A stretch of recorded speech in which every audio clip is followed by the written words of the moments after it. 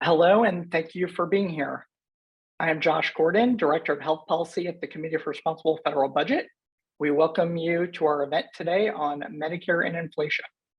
We thought this would be an important time to look at the intersection of healthcare and inflation because we are concerned about the currently high level of inflation and want to highlight one of the levers of fiscal policy that can be pulled as a complement to the actions of the Federal Reserve.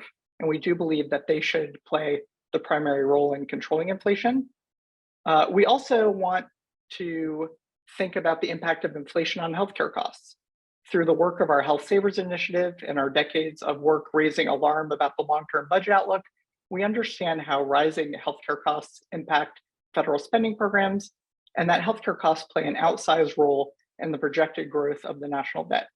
And for more on that, you can stay tuned to our website this afternoon and evening for our analysis of today's new Congressional Budget Office long-term budget outlook.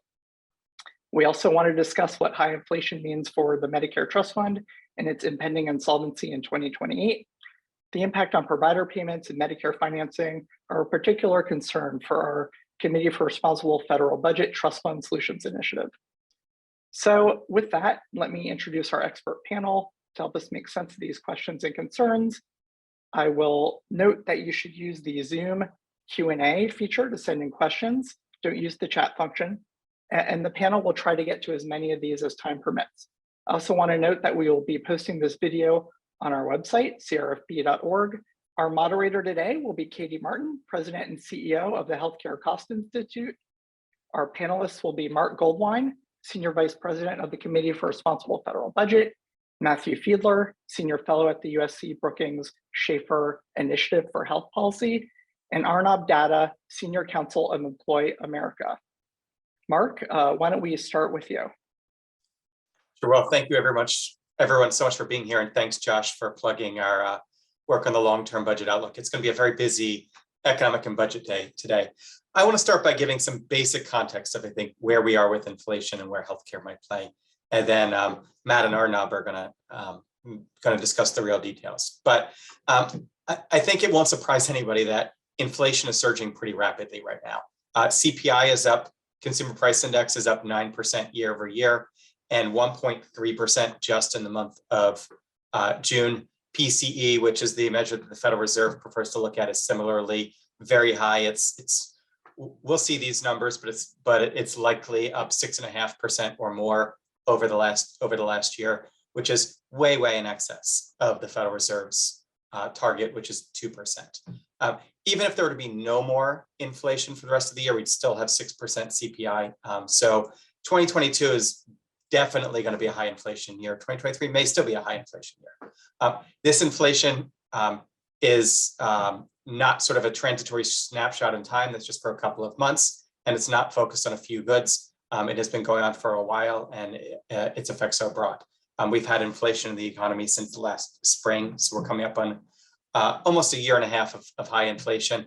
And while a lot of it is concentrated in areas like energies and cars, and at times areas that of the economy that were sort of reopening areas, pretty much every category of inflation is growing well above target, whether you want to look at housing, healthcare, which has actually been well behaved, but still above target, as we'll talk about, whether you want to look at goods, services, restaurants, furniture, travel. Prices of everything are up, and people are aware of it. Now, there's a big debate, an ongoing debate in the economics community as to what's driving this. But I think most of us would agree there are both supply factors and demand factors at play, and maybe disagree on the magnitude. Ordinarily, when you see very high rates of inflation, either it's imported from elsewhere, which I'll get to in a minute, or it's because demand is well in excess of supply in the economy. A lot of money chasing not a lot of production by comparison. And some of this is clearly on the supply side. Going back to last spring, consumers were ready to buy faster than we could create jobs or recreate jobs, having lost them from the pandemic, especially given the strains of COVID and what it's kind of done to us, to our society, to our markets. More recently, the Russian invasion of Ukraine and the international response have substantially reduced the global supply of oil, of natural gas, of other energy, and that has fed into commodities prices, which itself has fed in elsewhere. So there are clearly supply side factors, but there's also very clearly demand side factors. Over the course of the pandemic, the federal government spent about $6 trillion. That includes loans, tax deferrals, but also a good amount, 5 trillion plus of standard spending on everything from sending people checks to unemployment benefits to huge amounts of aid to small businesses and to state and local governments. The economy apparently wasn't able to bear this amount in terms of higher levels of production. What we saw was just an economy that was shrinking, but incomes that were growing dramatically. What we now see is consumption that is way in excess, nominal consumption that's way in excess of its prior trend. And if we look at the kinds of variables that would tell you that demand is hot or that demand has been hot, whether it's unemployment, whether it's looking at job openings, whether it's looking at spending trends, they all point to still very strong demands in the United States. So there's clearly demand factors here. Now here's a piece of good news. Inflation is going to come down. Never make a prediction with 100% confidence, but the writing does appear to be on the wall that we are not going to be stuck at 9% CPI inflation or 6.5% PCE inflation. Some of these supply issues are clearing up, and we were already seeing gas prices fall substantially. Hopefully they keep falling. There's no guarantee on that. On the demand side, the stimulus is basically done, other than a few areas like student loan debt repayment. So we're not continuing to infuse the economy with a lot more money. The Federal Reserve is going to announce later today that they're going to raise interest rates almost to what they consider to be the long-term neutral rate, and they're going to continue raising rates. As these things are happening, inflation is going to come down. The question is, how far is it going to come down? And my concern, and one of our concerns at CRFB, is this last mile problem. The Federal Reserve, using its normal tools, sort of waiting out fiscal policy, waiting out supply chain issues and other things like that, may very well be able to get inflation rate down from 6% to 3 or 4% without a tremendous amount of pain. And by the way, it's not free when the Federal Reserve raises interest rates, but without a tremendous amount of pain. The question is, can it get down from 3 to 4 down to 2%? And there, the Committee for Responsible Federal Budget has suggested fiscal policy may be able to play a role. Just yesterday, Brian Dees, the President's Chief Economic Advisor, talked about how deficit reduction can play a complementary role to the Federal Reserve's efforts to reduce interest rates. And we certainly agree with that. But not all deficit reduction is created equal. And that's what I hope to talk about today. There are some types of deficit reduction that not only can reduce overall purchases and demand in the economy, but also more directly lower prices for certain goods and services. And nowhere is that more apparent than in the healthcare space. And so I'm looking forward today for a sort of a vibrant conversation on what healthcare's role can be in this inflation conversation. And at this point, I want to turn it over to Matt. Thanks everyone. Thanks for being here, and thanks to CRFB for having me. Let me share. I'm going to go through a few slides here. So I'm looking forward to a sort of robust discussion of what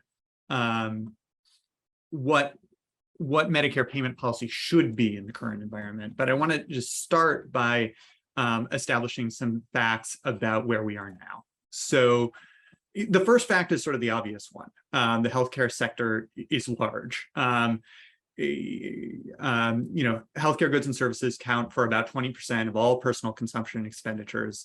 Of that 20%, Medicare directly controls probably about 1/4, but it may indirectly influence considerably more than that due to various indirect linkages across payers. So all of that is to say is that I think the premise of this conversation is solid. Things that move healthcare prices broadly, or Medicare's prices in particular, have the potential to meaningfully move measures of consumer prices overall. The second fact is that, that Mark alluded to, is that healthcare inflation is actually remarkably low right now. So over the last 12 months, all PCE prices are up about 6%. Goods are up more than that. Services up somewhat less than that. But if you looked at just the prices of healthcare goods and services, you wouldn't actually know that anything particularly unusual was happening. They're up about 2% on a year-over-year basis, and sort of broadly within the range they had been in over the pre-COVID period. Maybe slightly on the high end, but nothing particularly remarkable. If we look sort of drill down within that and look at sort of trends by different healthcare payers, what we find is that Medicare is a big reason that overall healthcare inflation has remained relatively low. Medicare's prices for healthcare services are basically unchanged in nominal terms over the last 12 months. That puts quite a bit of direct downward pressure on overall healthcare inflation just because Medicare is a big payer. But it may also be part of the reason that prices in Medicaid and private insurance haven't accelerated as much as other prices in the economy have. Medicaid's prices are directly tied to Medicare's in some way. So slow growth in Medicare prices may slow Medicaid price growth in some cases. And when Medicare pays less, it sort of weakens providers' bargaining position vis-a-vis private insurers, since private pay patients now become relatively more attractive to providers than they were before. So there's a sense in which Medicare is already pursuing a policy along the lines of sort of what we're going to be talking about today of sort of restraining price growth. How did Medicare get here? Not really on purpose. The sort of most purposeful part is the end of various pandemic era payment changes to Medicare prices, particularly the reintroduction of sequestration over the last several months. The other big part of the story brings me to fact 4, which is that Medicare updates most prices for changes in input costs, but it does that based on projections of growth in input costs. So projections for 2021 were finalized in the first half of 2020. Projections for 2022 were finalized in the first half of 2021. And so those projections for both of those years were finalized really before the extent of recent inflationary pressures became clear. The result is that the payment updates that Medicare implemented for 2021 and 2022 were quite modest and well below what input cost growth seems to be turning out to be. I'll say that I'm showing you the input cost measure used to set inpatient payment rates here, but most of the other payment systems are similar, with the exception of physician payment rates, which don't actually have an input cost adjustment. But the bottom line is that this feature of how Medicare adjusts for input costs is a big reason that Medicare's prices haven't yet followed other prices upward. So with that, I'll turn over the floor to Arnab, and I'm looking forward to the discussion. Thanks a lot, Matt. Hi, everyone. First of all, just want to thank Mark and Josh and the whole team at CRFB for hosting this, to Katie for hosting the panel, and to Matt, who is a hard act to follow, but I've learned so much from him over this period. So I'm really excited for the discussion. So some of you might be wondering who I am. I'll just tell you a little bit about how I came to this issue. I am not a health economist. I'm not even an economist. I'm a lawyer. I work at an organization called Employ America, where we advocate for full employment. So how does advocacy for full employment turn into advocacy for Medicare reimbursement rate reductions? I'll tell you a little bit about that. As Mark talked about, inflation is the biggest kind of economic challenge that we have right now. It is pinching people's pocketbooks. From our vantage point, it's also the biggest risk to the incredible jobs recovery that we've had in wake of the COVID recession. How would that happen exactly? As Mark alluded to, an overcorrection from the Fed that could raise interest rates punitively high in a manner that induces a recession is really, really a big risk. And so a lot of our focus over the last 18 months or so has been finding tools to reduce inflation using administrative and legislative powers in a way that does not rely solely on the Federal Reserve's blunt tool of interest rate increases. We've essentially put out a framework for Congress and the administration to think about these tools along 3 dimensions. The first is investments where productive capacity is proven most deficient or fragile. I think semiconductors are probably the most salient example that people are talking about because they're in everything. That's just one example.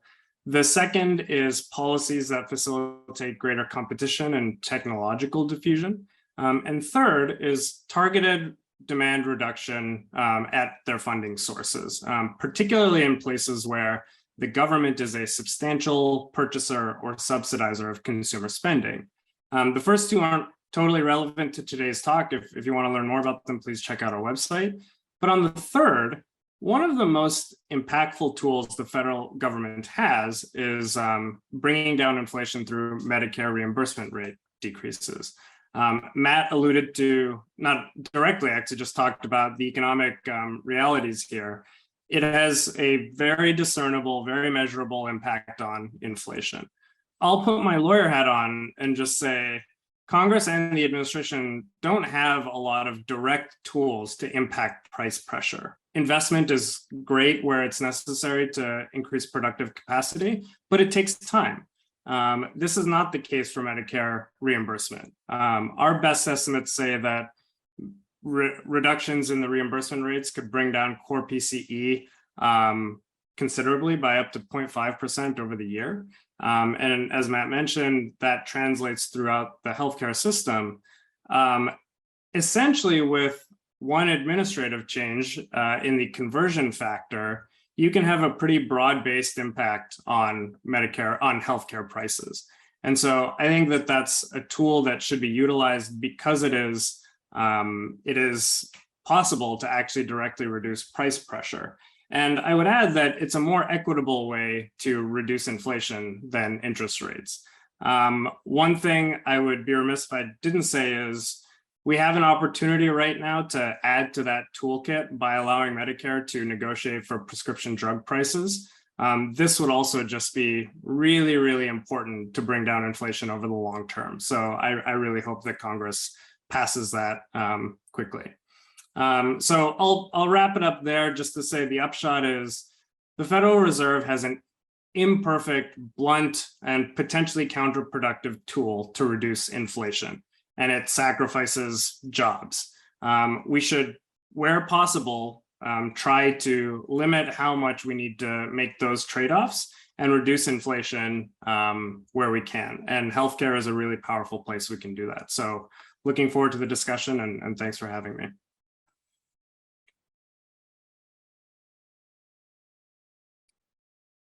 Great, thank you.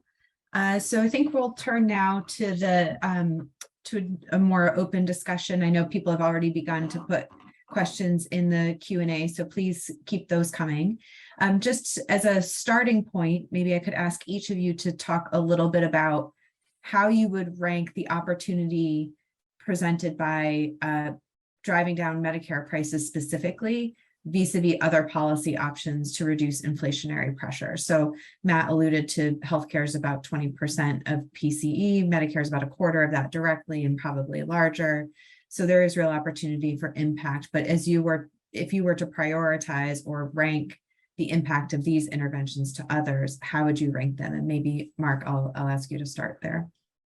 Sure. So I think, and Arnab and I maybe half agree, half disagree on this, but I think the number one thing is the Fed is the entity tasked with bringing down inflation.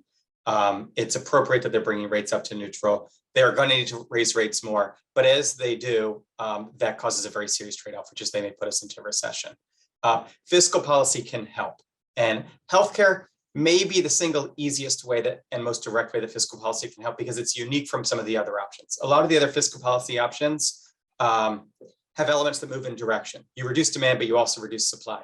You reduce price, but you also increase demand. Reducing healthcare costs is one of these areas where the federal government is already the best buyer. They already the biggest buyer of healthcare. They already set the price, and in reducing the price, they reduce the purchase. So the macro and the micro move together. There's an old Fed study that basically every 1% reduction in Medicare costs is about 5 to 15 basis point reduction in overall inflation. That's not going to solve our inflation crisis, but it shows you that it can have a real direct effect. Everything else, there's lots of other things we should do, but they're mainly more indirect or with more trade-offs.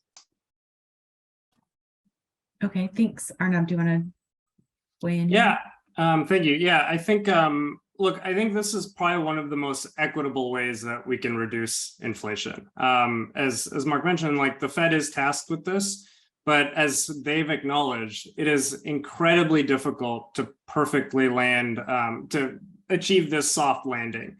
And to me, the bigger risk is an overcorrection that leads to a recession that falls hardest on low-wage workers. I really don't want to see that. We really don't want to see that. And I think this is a great example of something that is far more equitable. We already have a need to reduce healthcare costs in this country. I don't want to say that there are no costs here, because there are certainly people who will see a reduction in income to a certain extent.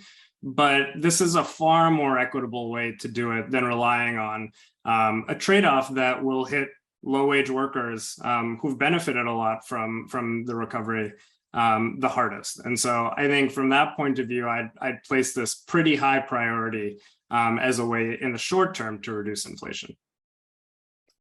Matt, I'll turn to you in just a second. I guess just one quick follow-up, Arnab, on that front is obviously there are a lot of low-wage workers that work in the healthcare sector. And so how do you think about the implications there? Is your sense that there's more room for reduction that would not affect the low-wage workers that work in the healthcare sector? Can you just say a little bit more about that? Yeah, look, I think that there's a lot of factors at play here. I think most directly, we've been thinking about this in terms of the actual reimbursement rates that go for physician services. And so I'm not an expert on how hospitals determine wages for lower wage workers based on what their reimbursement rates are for their doctors and specialists. But I would say that you can target these in a way that tries to minimize that. And I think also the fact that we are in a booming employment economy makes the cost of switching a lot. It reduces the cost of switching for low wage workers, and maybe you see some sectoral shifts accordingly. I think that's one good reason why we should keep kind of pushing for a booming jobs economy, and I think that's an equitable thing to do. Great, thank you. Matt, thoughts about how you would rank this vis-a-vis other policy options? Yeah, so I think I'll probably sound a little bit of a dissenting note here, and that I think my general view is that CMS should not be trying to make macroeconomic policy. It should be it should determine what Medicare pays on health policy grounds, notably, what it needs to pay to procure appropriate care for Medicare beneficiaries. And it should basically be leaving inflation fighting to the Fed, or conceivably to sort of other aspects of the fiscal system. At the same time, I'll say that there are plenty of places where Medicare is currently paying more than it should be on health policy grounds. And so if concerns about inflation served as the impetus for action in those areas, I would not shed many tears. I might shed negative tears. So, I do think, even if this on substantive grounds, I'm not sure this should be a big factor in CMS's consideration. If it, prepares the ground for other good things, maybe that's great. Excellent. So we had one of the questions in the a Q&A about what specific Medicare services you're recommending being cut. Do you, Mark or Arnab, do either of you want to speak to your specific recommendations in that space, or Matt? I don't know if there were specific services that were in the negative tiers bucket that you wanted to reference. Yeah, I think you're going to find a lot of agreement here. My philosophy is we shouldn't cut payments where we don't think that we're currently overpaying, right? We shouldn't make policy that's going to have permanent implications just because of inflation. But there are many places that MedPAC and others have already identified we're overpaying, where we can reduce, and we can reduce quicker than we otherwise might have in a more normal environment. So post-acute care, a lot of Medicare payments in that area are clearly too high. We know that we pay doctors and hospitals more than we pay doctors for the same services when they're in private physician clinics. There's a lot we can do in prescription drugs, Build Back Better. I know we're going to talk, or whatever we're calling it now. The reconciliation bill is going to do some things on prescription drugs. And then look, almost half of Medicare now is Medicare Advantage. And even though those plans are in many ways more efficient than fee-for-service, somehow they cost the federal government like 20% more. So there's plenty of room, and I should say somehow, we actually know how, visit our website, but there's plenty of room to do some slicing and dicing in the Medicare Advantage space as well. Yeah, I would. I'd second a lot of what Mark said there. I think, look, there's a couple ways to do this. There's a broad conversion factor decrease, which will impact physicians of all kinds. I think that, and this isn't a. I'm Canadian, so I think this is not a unique issue necessarily of how we should be subsidizing various specialties, various services to make sure we're getting the most value out of our healthcare system. That's common across countries as a question. And I think if you start from kind of an understanding that our costs just need to go down. We have the most expensive healthcare system of any advanced country, and we don't really pay for better outcomes necessarily. And so I think there's value in approaching this surgically, finding, as Mark mentioned, some of like the offsite discrepancies that contribute to cost, but don't really make a lot of sense. There's a lot of stuff in Medicare Advantage that isn't really backed by evidence. I just point one specific change in the most recent NPRM that was a risk score trend that just isn't really backed by evidence on the actual risk pool of beneficiaries. So I think there's a lot of places where you can do this a bit more surgically and not rely just on holistic cuts, but also holistic cuts might be necessary because we have a very, very expensive healthcare system. Matt, any thoughts on the surgery? I don't have a whole lot to add. I mean, I think my list of specific cuts looks a lot like Mark's and a lot like MedPAC's, post-acute, hospital outpatient, site neutral payments, Medicare Advantage, I think are places to look. I think the one thing I would keep in mind on the across the board cut side is, because of how the input cost adjustments have evolved over the last, couple of cycles, we've actually done a decent amount in the way of across the board cuts. And what we've done so far doesn't, frankly, particularly concern me. I think there was probably a little room to squeeze across the board, but I think there probably are limits to how much you can use that tool. Great. And Matt, you mentioned in an earlier comment about inflation kind of ripening the ground. There's been a lot of effort over the years to legislate and regulate in some of these areas that we've been talking about where healthcare costs or Medicare is overpaying. Is it your sense, in the sense of the panel, that inflation and the inflationary pressures has changed the dynamics or the likelihood of enactment or implementation? And then secondarily, would you all want to comment on the kind of current congressional state, the state of the reconciliation bill, kind of likelihood of enactment of any of these changes? So Matt, maybe starting with you. So I think it is probably the case that, if we end up with a reconciliation bill, I think the fact that prescription drugs is sort of the last man standing is to some degree an outgrowth of the sort of current inflationary environment. And Senator Manchin's focus on some of these issues. So I think I think there probably is an extent to which that has been changed to some degree, at least by an inflationary environment. I think on some of these other questions, I'm not so sure, frankly. I do think there is a set of very direct issues potentially related to some of the input cost issues I've been talking about, that will providers be pushing for larger updates to say Medicare missed, or the Medicare sequester came back and it shouldn't have. I do think and there, I think, in terms of how much appetite there is to sort of unwind some of the slow growth in Medicare prices we've seen over the last couple of years, I suspect the broader inflationary environment will play a significant role in that discussion. Yeah, just to add to that, sometimes the best defense is a good offense. And there definitely are going to be threats going forward that we get, your kind of wage price spiral because there's demand for higher Medicare reimbursements to chase higher inflation. And to the extent we can beat that back, that's maybe not as good as getting the reductions that we need, but it's important nonetheless. Anything you want to add here, Arnab? No, I think Mark and Matt made great points, so I second a lot of what they said. Excellent.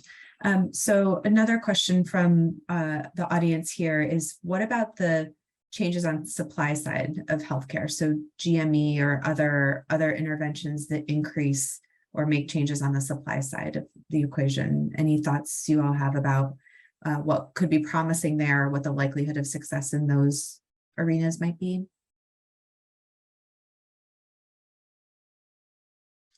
Nobody seems to want to volunteer. I'll say, from the perspective of inflation, I think the only supply side thing we can do in the healthcare system that's going to be meaningful is get the pandemic better under control, get more people vaccinated, make treatment easier, get people to actually take the treatments. I don't think these kinds of changes that expand our supply of overall medical care, I think they're going to end up in the near term having either no effect or because of some of the broken incentives in the system actually end up creating more demand. So there are other reasons to try to get the healthcare workforce both larger in some ways and more focused on primary care, but I don't think it's going to help with inflation. Yeah, I would second that. I'm not sure. I think that there's obviously ways to think about it long term, where you might see some long term cost reduction. But as an inflationary measure, I'm not convinced. But there could be a lot of really useful things in terms of increasing healthcare capacity. I think primary physician care is obviously a place where we'd love to see. I would just love to see more utilization. Great. Thank you. So I want to go back to a theme that has come up a couple of times, and I think was raised in the Q&A as well, which is Matt presented the structure of Medicare reimbursement and noting that projections for payment are projections, and so don't always necessarily keep up with the inflationary environment. So that suggests that providers who are receiving Medicare payments now are lower than they would be if they reflected the current inflationary environment. So they're already kind of bringing down pressure in that regard. Part of these proposals are to further reduce their reimbursement. And I think this is likely an argument that hospitals and physicians are making at the moment and on the Hill. But I would love to hear from each of you, kind of to an individual physician, what would you say if she said to you, my reimbursement is already lower than it should be. I already can't keep up with my rising input costs. And now you're telling me that you want me to absorb even lower reimbursement in the face of these rising input costs. What would you say to that individual physician? I'm happy to start there. I think I'd kind of have three responses. One at a more narrow level. I think that there are better ways to subsidize higher value care. We've been having a conversation since before the Affordable Care Act about how should the payment system be incentivizing the right kind of care, better care, non-wasteful care. So I think to the extent that you can frame some of these changes, make some of these changes within that broader conversation in a way that is valuable for the system overall, that's a positive thing. As Mark mentioned, family physician care is an important piece of that. I think the second thing I would say is everyone's kind of feeling the weight of inflation right now. We've seen nominal wage increases, but they've obviously been impacted by inflation, and that's happening across the board. So this isn't something that's unique to physicians. Of course, by reducing their payments, we would be making that a bit more extreme. But in my view, it is still just more equitable than forcing people, low-wage workers, into unemployment. And I don't want to be insensitive. I try not to view problems as zero sum. I don't think this is zero sum, but whatever the kind of previous comparison, the previous time that they're looking at, that wasn't necessarily the ideal place of compensation for physicians. We have incredibly high healthcare costs, and physicians in America are compensated considerably more than their international counterparts, even when you account for malpractice insurance and some of those more unique things. So I think that we need to be a little realistic here and say, like, if we have to make these changes and make certain trade-offs in order to blunt inflation, who should that fall on? And I don't want it to fall on anyone disproportionately, but I think that's more equitable than putting it on the backs of working families and low-wage workers. Mark or Matt, anything you want to add here? Yeah, I mean, the one thing I'd add is just that, I think in thinking about Medicare payment rates, I don't think the principal concern should be provider revenue and provider incomes. I think we should really be setting payment rates with an eye to what do we need to pay in order to get appropriate access to care for Medicare beneficiaries. My view, given where our measures of provider access are at the moment, is that we're, in Medicare at least, not at risk of paying dramatically too little. And that's not to say that like the person on the other side of the cut is going to like it. Of course, they're not going to like it. But I think that's not sort of the right lens for CMS to bring into the policy. I mean, I think Matt is right.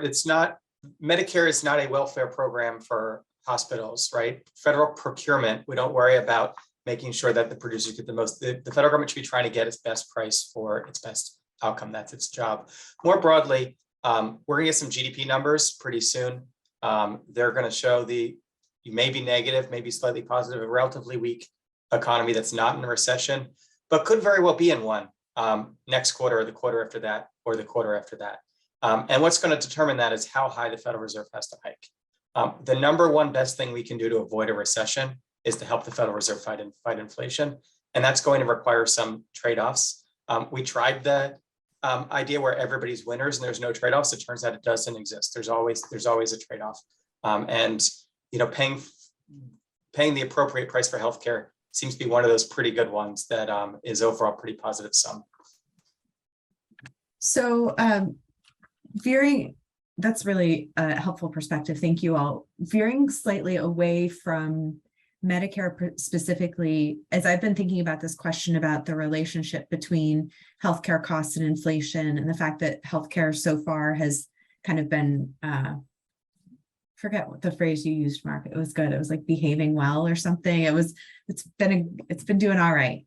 One of the things I've been thinking about is for consumers or beneficiaries or people who are facing higher prices in other parts of their lives, how does inflation more generally affect healthcare, in the sense that if I was already on the margin of choosing between whether to fill a prescription or to fill my gas tank to get to work, and gas just got a lot more expensive, how do you think about the interplay between inflation and healthcare from that perspective?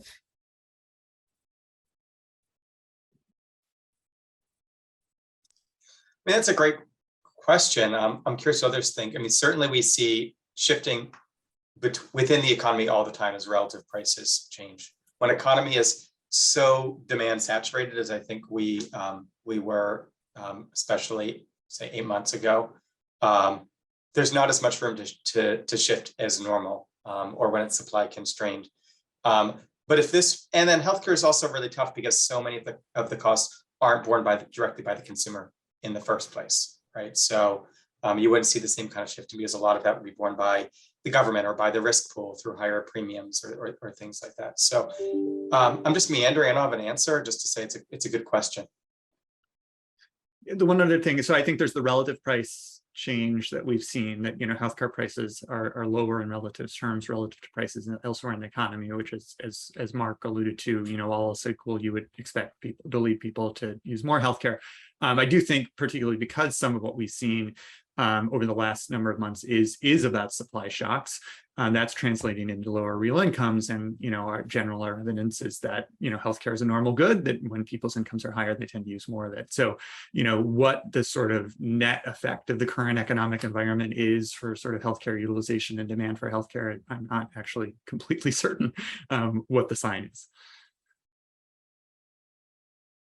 So getting closer back on track and more focused on Medicare and kind of back into more of a policy lens, there are certainly a whole range of healthcare policy challenges to tackle, and prices and costs are high among them. You don't need to convince me that we need to focus on healthcare costs, but I'm curious how you think about, the three of you think about the policy challenges that you've addressed and talked about already with healthcare prices more generally, vis-a-vis higher healthcare prices within the frame or realm of inflation. Is that an important distinction, or kind of per the conversation we've been having, is it just there are already opportunities to bring down healthcare prices, and in so doing, you also have the impact on reducing some inflationary pressure?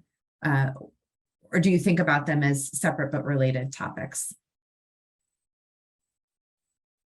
So to me, it's about timing and about urgency. I think we know, let's use one example. We know post-acute care payments are too high, right? The question is, how important is it that we address this now? And if we do address it, do we address it by, slowing the growth rate by 1% per year for 10 years, which is what the Obama administration proposed, or do we do it by cutting it 5% now, which is what MedPAC proposed? I may be getting those not exactly right, but that's the idea. I think the inflation discussion moves us towards saying it's more urgent and we should lean more into that 5% immediate cut. So I think it changes the timing and urgency, but we still eventually want to get to the same place, which is appropriate payment systems for Medicare. Arnab or Matt, anything to add there? I think I would largely repeat what I've done before. I think mostly we should be having this conversation on health policy grounds, and inflation should, at most sort of float in the background in terms of, but again, if it's an impetus to do good things, that's great. Yeah, second all of that. I think that I do think it's useful to think as of a tool in the toolkit to combat inflation. I differ a little bit with Matt, saying that I agree that CMS probably shouldn't be doing macroeconomic policy, but to the effect that their toolkit can have important macroeconomic outcomes, I think it's worthwhile in an environment like this. So I come at this from the lens of this is meaningful to reduce inflation, but also it seems like there's a lot of overlap with good ideas generally on cutting redundancies and waste and different problems in the healthcare sector. Great. Just one maybe last question. You talked, Mark, about you used a Medicare Advantage example as well as a traditional Medicare example. Have you all thought about or quantified kind of what the differential impact would be on Medicare Advantage and Medicare? I don't know, Matt, if you can speak to kind of the connection between changes in reimbursement on Medicare fee-for-service from MA. So, changes to traditional Medicare rates are going to filter through just as a data matter very quickly. Reducing Medicare Advantage payments to the extent that it reduces plan margins. And I think our best evidence is that at least a portion of the reduction in Medicare Advantage payments translates into reduced plan margins or plan administrative costs, will ultimately show up as a reduction in the price of well, it depends on what your inflation measure but with some inflation measures, it's going to show up as a reduction in the price of health insurance.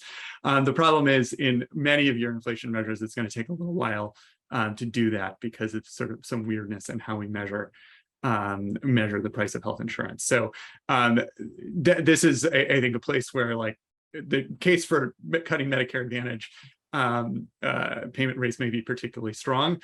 It may not be the quickest impact if you're trying to reduce headline CPI next month. Yeah, I can just quickly add to that. I think when the advance notice NPRM came out for Medicare Advantage, I think we calculated around a 0.2 increase potentially in core and headline PC inflation. So I think there's obviously an impact there, so I think there's potentially an impact there, but hard to say exactly the timeline of it. One thing I'll just add is that even if you reduce traditional Medicare rates, that's going to have effects in the Medicare Advantage sector directly as well, because MA payment rates tend to so closely follow traditional Medicare rates. So it's not like if you reduce the sort of fee-for-service payment rates, you don't have any effect on the MA sector. You do. It's just as it purely as a sort of data matter, when you see the impact of reductions in Medicare Advantage payment rates, it's sort of weird and diffuse and off in the future to some degree for some of our measures. Yeah, I'll just make a point on timing, not specific to Medicare Advantage, but more broadly. There's only really a few things we can do that are going to reduce inflation, you know, in a few months. I mean, for example, maybe we should stop pausing student debt repayments at a time that the unemployment rate is 2% for college graduates. Most of the things we do in fiscal policy are going to take time to filter into inflation, and that's okay. Right now, inflation is 9%. Fiscal policy, you know, 6.5%. If I'm using fiscal policy is not what's going to get down to 2%. What fiscal policy can do, what healthcare policy can do, is help with that last mile, so the Federal Reserve doesn't have to do that last rate hike or those last 2 rate hikes. And so it's okay if the policy isn't really making a big difference until late 2023, 2024. Worst case scenario, we fixed inflation by then and we have a better healthcare system. Best case scenario, we've wrestled down what could be some really dangerous persistence in inflation. Great. So as we come to the end of our time together, I'm going to ask each of you to go around and say the one thing you hope people take away from this whole discussion and everything we've talked about. Kind of, what do you hope the one nugget is that folks will leave here thinking about and pondering? And then as you do so, please also tell folks where they can find more of your work, so that they can continue to explore and learn more from each of you after our time together ends. So I'm trying to talk just long enough to let you come up with your one nugget. And in doing so, I will also remind our audience that the video will be up on the website within the next day or so, and to thank you all for joining us. And so with that, I'm going to start with Arnab, then turn to Matt, and then let Mark bring us on home. Thank you. Thanks for a great discussion. You can find all of our work at www.employamerica.org. The one takeaway I would say here is the Federal Reserve's tool essentially for reducing inflation is blunt. It could be harmful, really harmful, if they overcorrect. And so we should be utilizing every other tool we can to minimize the pressure for them to increase interest rates. And healthcare is a really, really clear authority where the federal government can act quickly to do so. Thank you, Matt.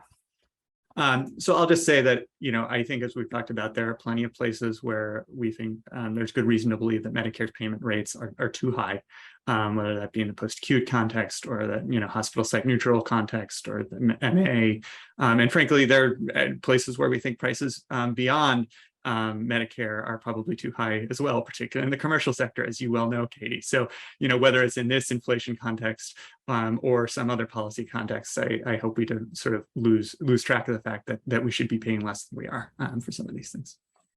Great. And Matt's work is available at brookings.edu. Yes, available on the Brookings website. And more on private healthcare costs and healthcare costs in general, also at healthcostinstitute.org. Mark, bring it on home. Oh yeah, well, I mean, they took my they desynthesized my 2 ideas. So let me start with the website, crfb.org, where we have everything budget and healthcare related all in one place. I agree with Arnab. The Federal Reserve shouldn't be tackling inflation alone. They're trying to navigate a soft landing with 3 engines out, and we're, you know, shooting tennis balls at the windshield. We need to be helping them. Healthcare is one of these rare places where fiscal policy can reduce demand and directly reduce price at the same time. The macro and the micro move together. And we should take advantage of this to do the things we should be doing in healthcare anyway. All right. So I think that's it. Thank you all so much for your time.